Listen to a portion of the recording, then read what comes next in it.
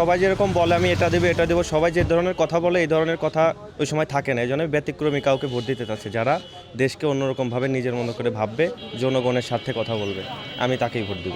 এবারের আমার ভোটটা আমি দলীয় প্রতীক নয়, ব্যক্তি দেখে দিব। এমন একজনকে দিব যে নির্বাচনের আগে না, সার্বক্ষণিকভাবে মানুষের কথা বলে, মানুষের পাশে থাকে এবং মানুষকে নিয়ে ভালো কাজ করবে। আমাদের রাজবাড়ী জেলাতে আসলে শিক্ষা খাতে এবং স্বাস্থ্য খাতে পিছিয়ে আছে। এটাকে যে নির্মাণ করবে, একটা মেডিকেল কলেজ শিক্ষা খাতকে উন্নত করবে, একেই ভোট দেব। গতবার আমরা ভোট দিতে পারিনি। এই সরকারের বর্তমান কার্যকলাপ দেখে আমাদের মনে হচ্ছে আগামী 12 তারিখে আমরা ঠিক মতন ভোট দিতে পারবো। আমরা আশাবাদী আল্লাহর রহমতে। ভোট তো হ্যাঁ, দেশের নাগরিক হিসেবে ভোট তো দিতেই হবে। বিগত বছরও ভোট দিছি, এবারও ভোট দিব ইনশাল্লাহ। যে যোগ্য তাকেই দিব, সব দিক বিবেচনা করে যে ভালো দেশের জন্য কাজ করবে, আমাদের জন্য কাজ করবে, তাকেই ভোট দিব। এই শহরটা সন্ত্রাসমুক্ত, চাঁদাবাজ মুক্ত, ধর্ষণ মুক্ত, ন্যায় প্রতিষ্ঠা করবে, আমরা তাকেই ভোট দেবো। আমি ভোট দিতে চাচ্ছি প্রার্থী দেখে, প্রতীক দেখে নয়। যারা সুন্দরভাবে দেশ পরিচালনা করবে তাদেরকেই একমাত্র ভোট দিব। যে ভালো কাজ করে তার আমরা দিবই, এতে যারা আমার কথাই।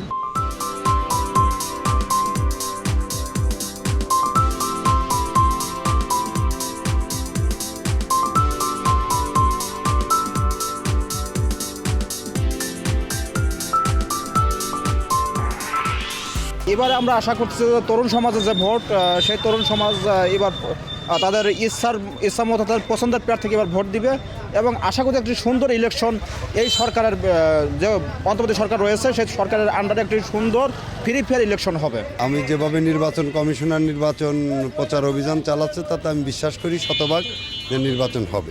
ভালো প্রার্থী দেখে বিবেক বিবেচনা করব। এখনও সিলেক্ট করি নেই কাকে ভোট দিব।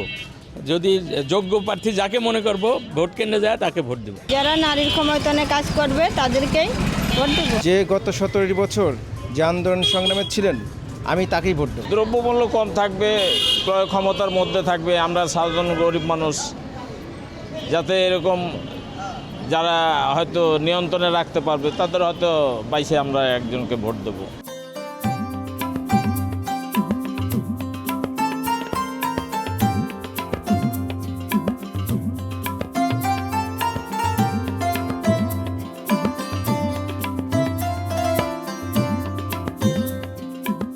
আমি আশা রাখি এই সরকার যেভাবে, এই অন্তর্বর্তী সরকার যেভাবে নির্বাচনের জন্য কাজ করছে, আমি আশা রাখি যে এই নির্বাচনে আমি ভোট দিতে পারবো। আমি একটা দলকে ভালোবাসি, সেই দলের একটা প্রতীক আছে এবং সেই প্রতীক থাকলে সেই প্রতীককে আমি ভোট দিব। যে মাদকের বিরুদ্ধে কাজ করবে, দেশের জন্য উন্নয়ন করবে, সেরকম প্রার্থীকে দেখে আমি ভোটটা দেবো।